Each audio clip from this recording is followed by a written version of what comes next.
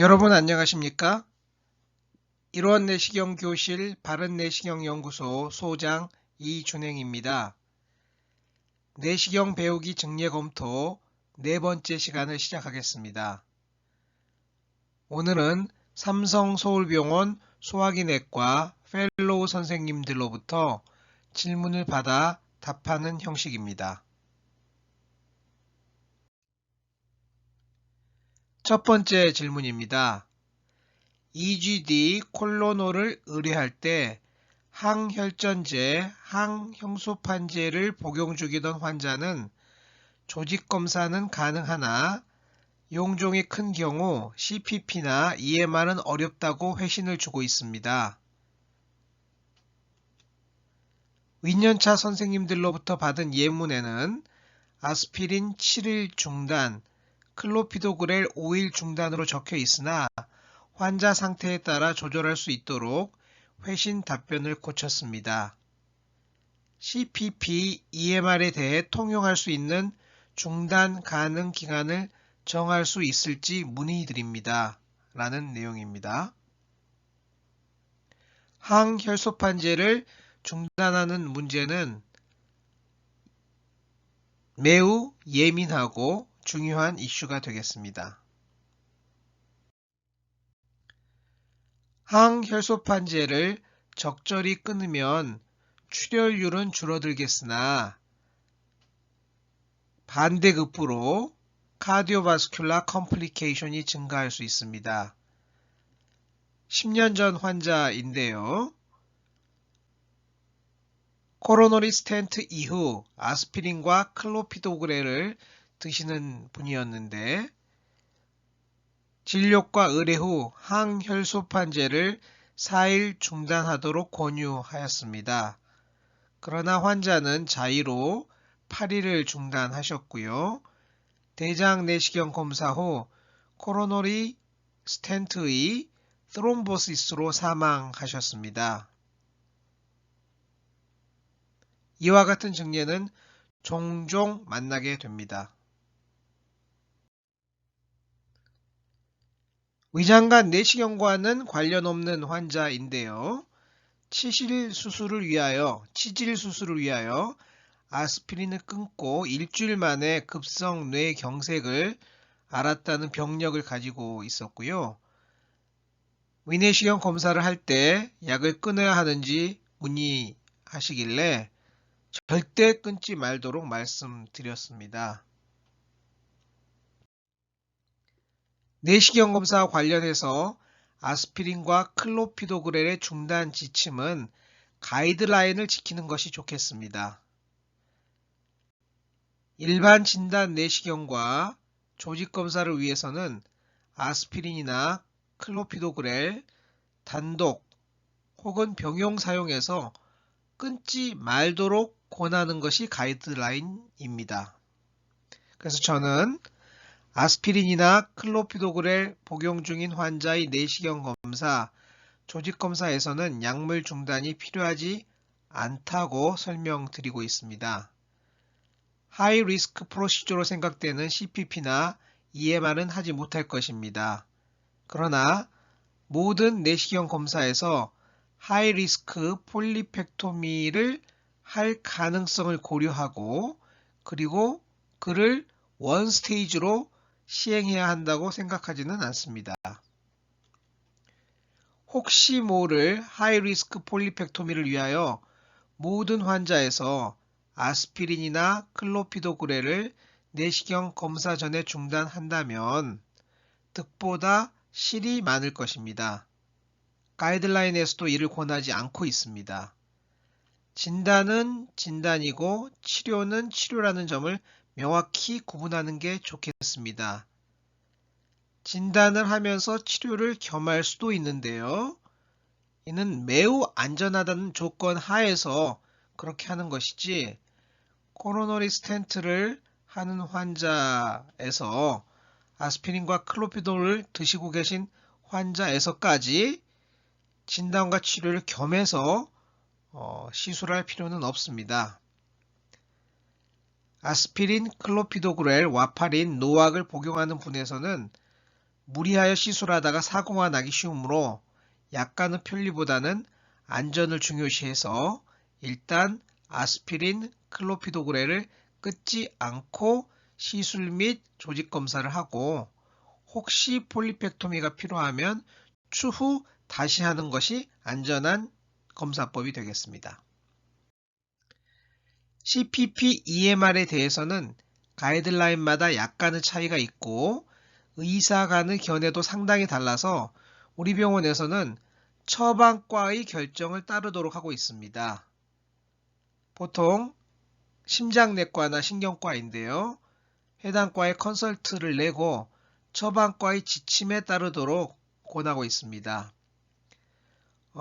보내주신 질문 중에 윈년차 선생님들로부터 받은 예문에 아스피린 7일 중단, 클로피도그렐 5일 중단이라는 문장이 있었는데요. 이는 아주 옛날 이야기고요. 요즘은 이렇게 하는 사람 절대 없습니다. 잘못된 족보는 당장 버리시기 바랍니다. 2016년 유로피안 가이드라인이고요. Low Risk Procedure의 Diagnostic Procedure Plus Minus Biopsy, 즉 바이옵시까지는 Low Risk Procedure로 명확하게 정의하고 있고요. Low Risk Procedure에서 약을 끊는 것은 득보다 실이 많다라는 게 전문가의 공통된 의견입니다. 같은 가이드라인에서 클로피도그렐, 프라수그렐, 티카그렐러 등을 모두 유지하도록 권하고 있습니다. 로우 리스크 프로시저의 경우입니다. 두 번째 질문입니다. 트롬보사이토페니아가 있는 환자에서 조직검사 가능 기준이 있는지 궁금합니다. 의뢰를 받아 내시경 검사를 컨펌하는 입장에서 수혈 기준도 고민입니다. 지혈술이면 5만 이상 맞춰서 하자고 권하고 있는데 어떻게 해야 되는지 질문입니다. 스롬보사이토페니아 있는 환자에서의 내시경 및 조직검사, 폴리펙토미 등의 기준은 명확히 확립되어 있지 않습니다. 2015년 리뷰 아티클에 여러 가이드라인이 정리되어 있는데요. 미국 가이드라인에서는 다이아그노스틱 엔도스코피를 위해서는 2만 이상, 바이옵시 등을 위해서는 5만 이상이 좋겠다라고 되어 있으나 이 또한 데이터는 부족하다라고 언급되어 있고요. 유로피안이나 브리티시 가이드라인도 거의 비슷한 내용입니다. MD 앤더슨 캔서 센터의 닥터 로스의 인터뷰 내용을 보면 5만 이하라고 조직검사를 못할 이유는 없겠다. 대략 2만 5천이나 3만 이상에서는 조직검사가 필요하면 하는 게 낫지 않을까라는 의견을 제시한 바 있습니다. 저는 일단 내시경 검사의 적응증을 잘 살펴보고 내시경이 꼭 필요한 환자인지 확인하는 게 우선이라고 생각됩니다. 우리나라는 내시경이 너무 간단한 검사로 간주되는 경향이 있어서 특별한 적응증이 없어도 그냥 입원한 김에 건강 상태를 고려하지 않고 스크리닝 엔도스코피를 하는 경우가 매우 많은데요. 그러한 검사는 필요하지 않다. 스롬보사이토페니아가 심한 환자에서 스롬보사이토페니아의 여부, 수혈 여부와 무관하게 검사 자체가 필요하지 않습니다. 라고 확실하게 답하는 것도 환자 안전을 위해서 중요한 일입니다. 그리고 실제로 이제 내시경을 하게 될 때는요, 우리가 건강한 성인의 건강검진 내시경을 하면서 작은 조기암을 발견하는 데 집착한 나머지 너무 많은 조직검사를 하는 경향이 있는데요. 스롬보사이토피니아가 심해서 내시경을 할까 말까 고민했던 환자에서 그렇게 작은 병소를 찾아서 조직검사를 할 필요는 없습니다. 큰 병이 없는지, 임상적으로 유의한 병이 없는지 정도를 확인하는 것으로 내시경 검사의 목적을 달리 가져가야 할 것 같습니다. 혈소판 2만 이상이면 대부분의 내시경 검사는 시행할 수 있고 필요하면 조직 검사도 할 수 있겠습니다. 이때는 작은 발적 부위 조직 검사한다거나 이런 게 아니고요. 뭔가 뚜렷한 메스가 있거나 궤양이 있거나 이러한 의미 있는 병이 있을 때 조직 검사를 한다는 얘기지, 건강검진에서 하듯이 마구 조직 검사를 하는 일은 있어서는 안 될 것 같습니다. 혈소판 수혈은 정말로 꼭 필요한 경우에만 아주 제한적으로 하는 게 좋겠고요. 예를 들어서 뚜렷한 암이 발견되면 혈소판이 5만 이하라도 수혈 없이 조직 검사를 할 수 있다고 생각합니다. 혈소판 수혈 자체도 적지 않은 부작용이 있으며 실제로 여러 번 수혈받은 환자의 경우 혈소판 수혈을 하더라도 혈소판이 잘 올라가지 않은 경우가 많습니다. 임상적 득과 실을 잘 고려해야 되는 상황입니다. 액티브 블리딩이 있는 경우는 혈소판을 투여하는 게 좋겠습니다. 혈소판 감소증 환자에서 일렉티브, 테라퓨틱 엔도스코피가 필요하면 펠로우 선생님 수준에서 결정하지 마시고 교수님들께 컨설트하여 바톤을 넘기시기 바랍니다. 세 번째 질문입니다. 위궤양이나 ESD 후 환자의 추정 내시경에서 헬리코박터 검사를 어떻게 할 건지에 대한 내용이고요. 대부분 유레아 브레스 테스트를 함께 처방하고 있는데 같은 날 유레아 브레스 테스트가 있는데 조직 검사도 할 건가 말 건가 이런 내용이 되겠습니다. 이 부분에 대해서는 헬리코박터 관련 위궤양 혹은 십이지장 궤양과 같은 소화성 궤양 환자에서는 헬리코박터 제균 치료 자체가 매우 중요하므로 비록 UBT가 있더라도 헬리코박터 조직 검사를 시행하여 더블 체크를 하는 게 좋겠습니다. 그러나 소화성 궤양이 아닌 환자에서 선별급여 제균 치료를 받은 환자에서는 UBT면 충분할 것 같고요. 헬리코박터 조직 검사까지는 필요하지 않을 것 같습니다. 위암 ESD 환자에서는 보통 UBT면 충분하지 않을까 생각됩니다. 개인 의견입니다. UBT가 있는데 곧해요 헬리코박터까지 조직 검사를 재검할 필요는 없지 않을까 생각하고 있습니다. 헬리코박터 제균 치료 후 UBT는 꼭 하셔야 됩니다. 오래전 환자인데요. 건강검진에서 듀오데노의 리니어한 얼서 스카와 약간의 디포머티가 관찰되어서 헬리코박터 제균 치료를 하였고 UBT를 권했는데요. 환자가 자의로 UBT를 하지 않으셨습니다. 1년 후에 증상이 발생하였고 12지장 궤양이 심해졌고 당시 헬리코박터가 다시 확인되었습니다. 즉 스카 단계에서 헬리코박터 제균이 확실히 되었더라면 심프토마틱 리커를 하지 않았을 텐데요. UBT를 가볍게 여긴 나머지 심프토마틱 리커로 고생을 하시게 되었습니다. 환자분께 UBT가 얼마나 중요한지를 잘 설명할 필요가 있겠습니다. 네 번째 질문입니다. gastric ulcer bleeding의 경우 거의 포레스트 2A까지는 지혈술을 하고 2B는 지혈술을 할지 말지 고민하는 것으로 공부했는데 실제로 입원해서 경과관찰하여 리블리딩을 고려하는 경우는 어느 정도일지 궁금합니다. 내시경 지혈술 후 리블리딩 리스크 팩터에 대한 질문입니다. 최근에는 지혈술이 잘 되었으면 리블리딩을 고려하여 세컨드 룩 엔도스코피를 계획할 필요는 없다고 말하고 있습니다. 지혈술이 잘 된 경우 재출혈률은 5% 미만이고요. 이 정도의 출혈률 때문에 모든 환자에서 세컨드 룩 엔도스코피를 하는 것은 비용 효과적이지 않은 것으로 되어 있고 저희는 시행하지 않고 있습니다. 재출혈의 위험은 흔히 내시경 소견, 포레스트 분류만 중요하다고 생각하는 경우가 있는데요. 실제 임상에서는 첫 프리젠테이션 시의 바이탈 사인이 매우 중요합니다. 쇼크로 내원한 환자가 재출혈을 하면 매우 위험하겠고요. 멜레나보다는 헤메시스로 내원한 환자가 위험하고 고령이나 다장기 질환을 가진 환자와 같은 임상적 리스크 팩터가 매우 중요하여 이런 것들을 잘 고려해서 환자의 매니지먼트, 퇴원 시점 등을 결정해야 하겠습니다.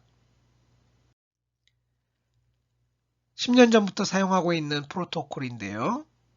과거와 달리 첫 내시경 검사 및 지혈수를 하면서 가능하면 히스톨로지나 시에로 테스트를 하도록 권하고 있고요. 세컨드 룩 엔도스코피는 하지 말고 only if clinically indicated 정말로 꼭 해야 될 것 같은 경우에만 한정해서 셀렉티브하게 하라 이런 내용이고 실제로는 거의 하지 않고 있다는 이야기가 되겠습니다. 다섯 번째 질문입니다. 하이퍼플라스틱 폴립에 관한 내용인데요. ASG 가이드라인에서는 0.5cm를 폴립팩토미 기준으로 권하고 있고 2016년 대한내과학회지에서는 1cm를 기준으로 공고하고 있습니다.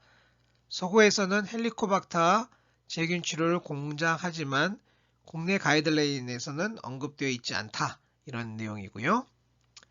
업투데이트에서는 하이퍼플라스틱 폴립이 있는 경우 헬리코박터 제균 치료를 권하고 있다. 작년 국시 연수 강좌에서 헬리코박터 양성인 경우 제균 치료하고 1cm 이상이거나 페듐큘레이티드 폴립은 폴립팩토미를 하도록, 그렇지 않는 경우는 서베일런스를 하도록 하는 방법이 제시되었습니다. 저는 어떻게 하고 있는지에 대한 질문인데요. 저는 이렇게 설명하고 이렇게 실제로 하고 있습니다. 비선종성 용종은 암으로 발전할 가능성이 낮기 때문에 작으면 치료하지 않고 1, 2cm 이상일 때 절제하고 있습니다. 비선종성 용종 대표적으로 하이퍼플라스틱 폴립과 폰디클랜드 폴립일 텐데요. 다발성이 특징이므로 치료 후 재발은 흔한 편입니다. 다행히 재발로 인하여 여러 번 치료받는 분은 많지 않습니다. 작은 재발은 무시하기 때문이거든요. 최근 검진 등에서 기본 검사를 받고 큰 이상이 없으셨다고 한다면 추가 검사 없이 대부분 외래 기반 내시경 절제술을 시행할 수 있습니다. 크기는 1 내지 2cm 이상, 보통 1cm 이상이면 절제를 하고 있습니다.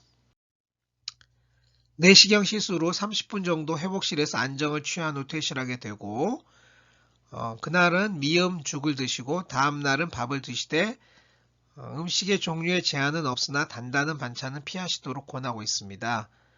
폴립팩토미로 인한 상처에 대하여 PPI를 투약해야 되는지 여부는 명확하지 않으나 저는 투약을 하고 있고요. 출혈률이 2% 정도 있기 때문입니다. 진정 내시경으로 하고 있고 당일은 절대로 운전이 안 되고 보호자와 함께 귀가하시도록 권하고 있고 최종 병리 결과는 외래에서 확인해 드리고 있습니다. 보호자가 계시지 않으면은 진정 내시경은 절대로 안 되기 때문에 간혹 진정 내시경이 아닌 상태에서 용종 절제술을 하기도 합니다. 다음 질문입니다. 타원에서 SMT로 초음파 내시경이 필요하다는 얘기를 듣고 오신 분이 계신데요. 2cm를 넘는 경우 EAOS를 한다라는 분도 있으시고 CT로 확인하기도 하는데 어떻게 하시냐 이런 질문입니다. 저는 이렇게 권하고 싶습니다. 일단 환자의 증상을 살펴야 합니다. 복통으로 내시경 검사를 했는데 가장 간단한 검사인 위내시경에서 1cm짜리 SMT라는 소견을 가지고 오는 분들이 계십니다. 복통으로 검사를 하셨는데 복통에 대한 검사는 안 돼 있는 상태고 그냥 내시경만 하신 거거든요. 사실은 간질환, 췌장암, 대장암 등이 원인인데 SMT로 의뢰된 환자가 있다는 얘기입니다. 따라서 비록 SMT로 의뢰되었더라도 증상이 있으신 분들은 일단 증상평가가 더 중요하다. 이렇게 얘기할 수 있겠고요. 무증상 성인의 SMT에서는 저는 스토막 CT를 주로 이용하고 있습니다. 가장 객관적이기 때문입니다. 보통의 기준은 1cm로 생각하고 있습니다. 물론 EUS도 가능합니다만 대형 병원에서는 여러 사람이 EUS를 하고 있기 때문에 인터옵저버 베리에이션 문제가 있고요. 따라서 본인 환자를 본인이 직접 EUS를 하고 본인이 외래에서 추적 관찰하고 설명할 수 있는 이런 일관성 있는 상황이라면 EUS를 선택하는 것도 물론 가능하겠지만 대형 병원에서는 보통 그러한 상황이 잘 만들어지지 않거든요. 그래서 저는 CT를 선택해서 안전하고 객관적으로 진료하고 있습니다. EUS를 하지 않고 CT를 했던 거에 대해서 후회를 해본 적은 18년 내과 교수 생활 동안 단 한 번도 없었습니다. 70대 남성이었고요. 위 전 정부에 SMT가 있다라고 오셨는데요. 사실은 좀 복통도 있으셨습니다. 입맛도 없고 체중도 빠진다라는 증상이 있으셨고요. EUS 당연히 하지 않고 CT를 하였고요. 간의 레프트 로브를 거의 대부분을 차지하는 콜란지오카시노마였습니다. 콜란지오카시노마에 의한 가스트릭 익스트린식 컴프레션. 또 다른 환자인데요.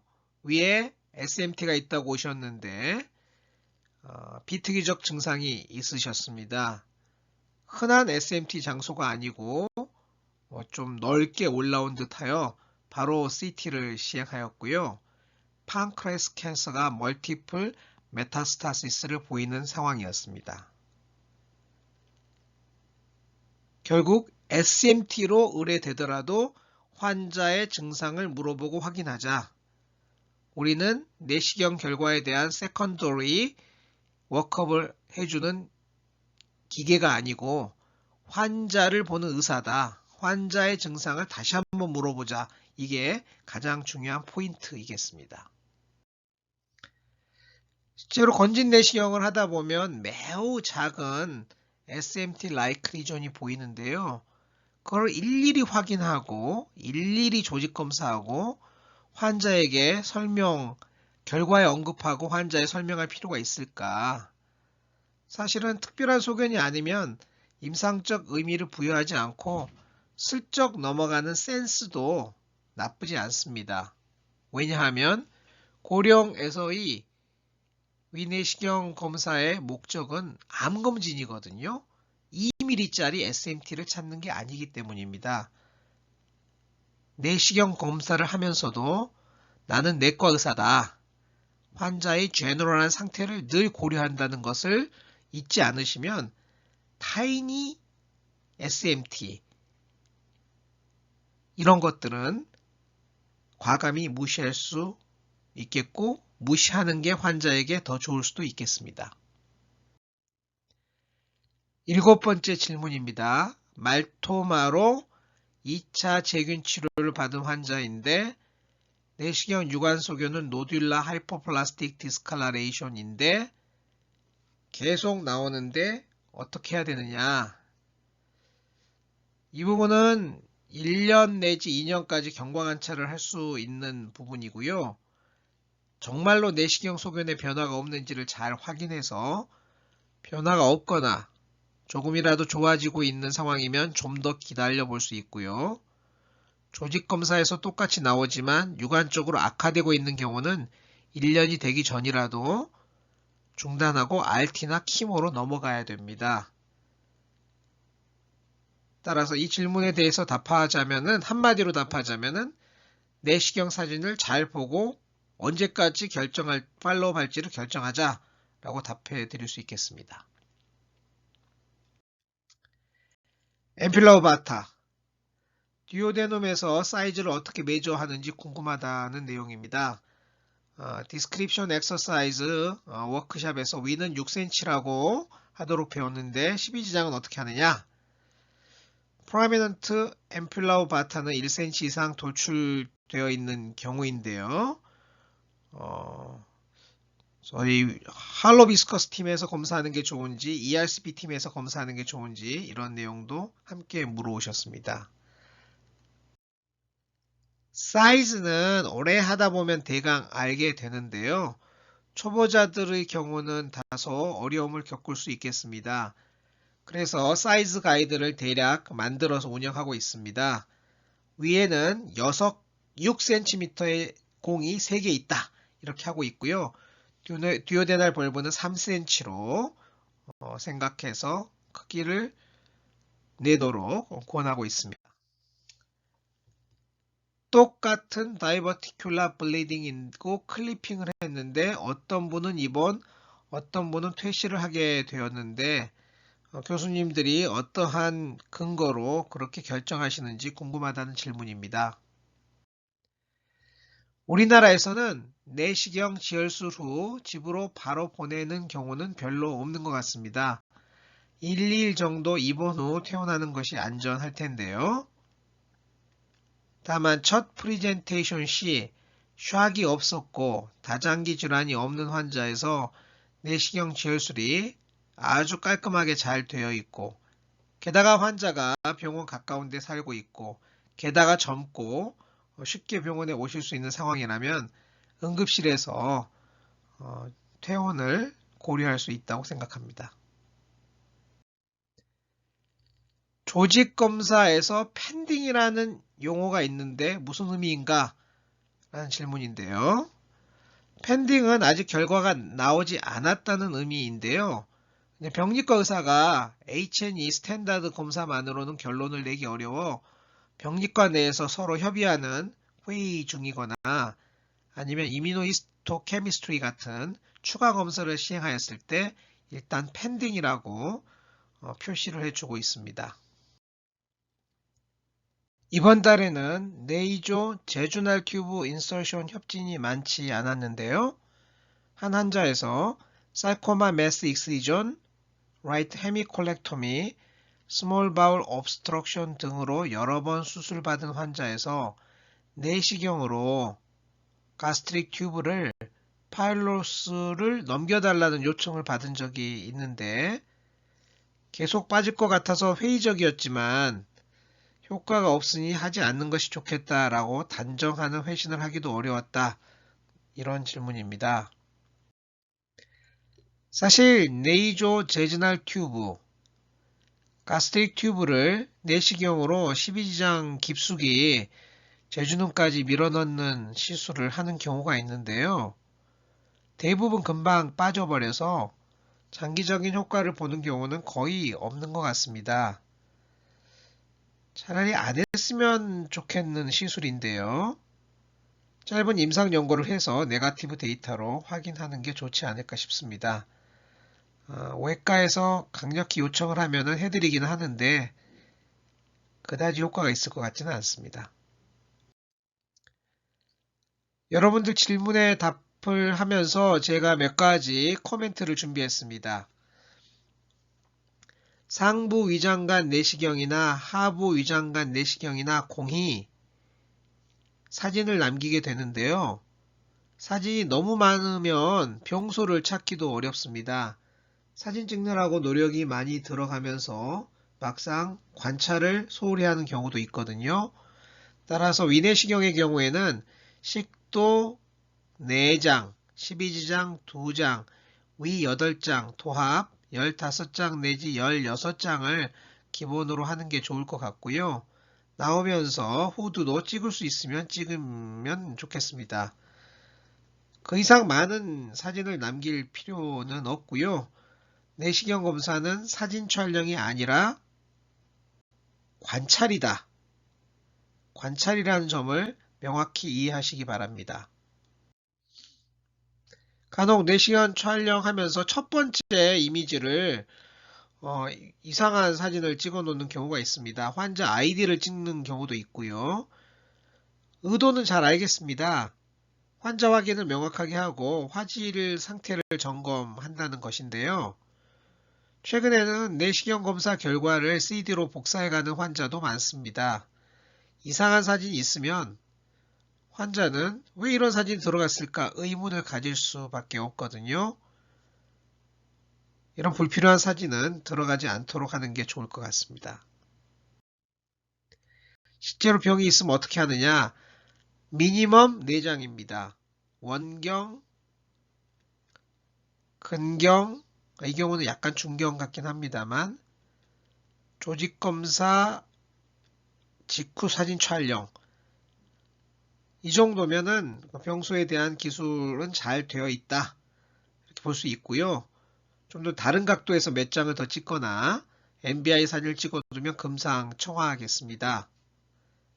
금상첨화이겠습니다.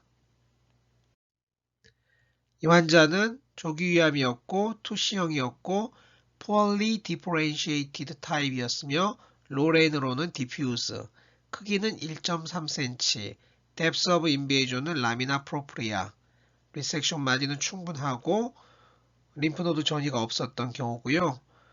최근에 진단되었다고 한다면은 내시경 치료의 가능성을 상의해 볼 수 있는 정도의 결과였습니다. 두 번째 코멘트는 위암 수술 환자의 검진 내시경에서 직장암이 발견되면 어떻게 하겠느냐 이런 건데요. 우리가 비단 이런 경우뿐만 아니고 우연히 어떠한 암이 발견되거나 중요한 소견이 발견되면 그냥 무뚝뚝하게 결과지에 암 진단 이렇게 쓰는 것도 좋지만 그것만으로는 좀 부족합니다. 검사를 의뢰한 의사, 주치의에게 알려주는 게 필요하고요. 저는 두 가지를 권합니다. 검사를 의뢰한 의사, 주치의에게 CVR을 해주시기 바랍니다. Critical Value Report. 제가 좋아하는 것은 메일인데요. 이러이러한 환자를 검사하여서 이런 소견이 나왔으니 잘 확인하고 적절한 치료를 해주시기 바랍니다. 라고 메일을 주시면 담당하는 의사가 아주 진료를 잘 해드릴 것입니다. 그리고 환자 및 보호자에게 따로 말씀해 주는 게 좋겠습니다.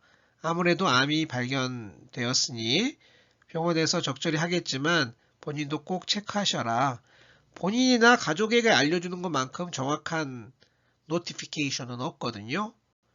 따라서 이 환자도 환자는 진정 내시경 상태였기 때문에 말할 수는 없어서 가족에게 직장암이 발견됐다는 걸 알려드렸고 수술하셨던 서전에게도 알려줘가지고 미스가 되지 않고 빠른 시간에 적절하게 조처가 될 수 있도록 CVR을 하였습니다. 소통하는 내시경실. 이는 이제 우리 간호 파트에서 준 의견에 제가 보충을 한 건데요. 위내시경 검사 시작 시점에 간혹 에어 버튼이 좀 눌려 있는 경우가 있는데요. 손을 잡을 때 약간 누르는 경우도 있는데 입안에서 물이 나와가지고 환자가 기침을 하거나 아스피레이션이 될 수 있습니다. 따라서 내시경을 시작해서 입 안으로 들어가서 어퍼 에소파지아 스핑터를 통과하기 전까지는 에어 워터 버틀에 손을 대지 않도록 하는 게 좋고요. 어퍼 에소파지아 스핑터를 통과한 다음에 살짝 공기를 집어넣는 것이 환자에게는 가장 편한 내시경이 되겠습니다. 내시경 검사 도중 간호사와의 소통이 중요한데요. 내시경을 훅 빼버리면 미처 간호사가 받지 못하는 수도 있고요. 조직검사가 끝났는지 더 할 건지 알기 어려운데 두 번째 조직검사입니다 라고 얘기해 주시면 금방 준비해 줄 거고요. 조직검사의 위치가 위에서 하다가 식도로 바뀌면 식도 조직검사입니다. 물론 간호사들도 내시경 화면을 보고 있기 때문에 병소를 정확히 알겠지만 간혹 놓치는 수도 있거든요. 그래서 병소를 정확하게 설명해 주시는 게 좋겠고요. EMR CPP가 필요한 경우에는 미리 CPP 준비해 주십시오 하면 선생님들의 시술에 방해되지 않도록 빨리빨리 준비가 될 수 있습니다.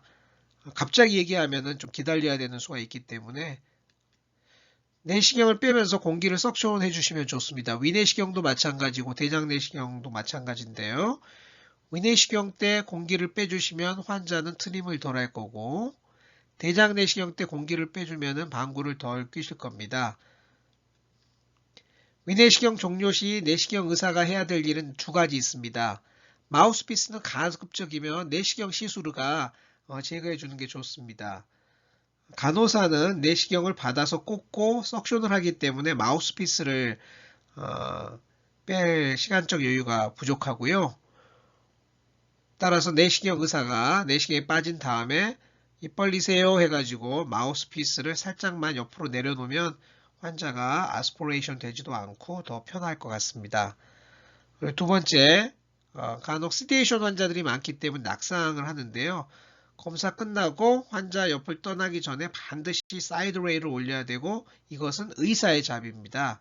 그래서 마우스피스를 제거하고 사이드 레일 올리는 것까지는 습관적으로 의사의 역할이라 생각하고 늘 습관적으로 하시기를 권합니다. 이거 마지막 슬라이드입니다. 2015년 삼성 서울병원은 메르스 때문에 큰 위기를 경험하였고요. 그 당시 저는 환자들 동선을 따라다니면서 청소하는 방역 팀장으로 활동을 했었는데요. 힘들었지만 보람도 있었습니다. 그때의 경험을 바탕으로 2020년 코로나를 극복하기 위해서 열심히 노력하고 있고요. 비단 병원뿐만 아니고 우리나라 전체적으로 전 세계적으로 코로나19 사태가 빨리 종식되기를 진심으로 기도하고 제가 할 수 있는 일이 있으면 열심히 하도록 하겠습니다. 우한 폐렴 극복합시다.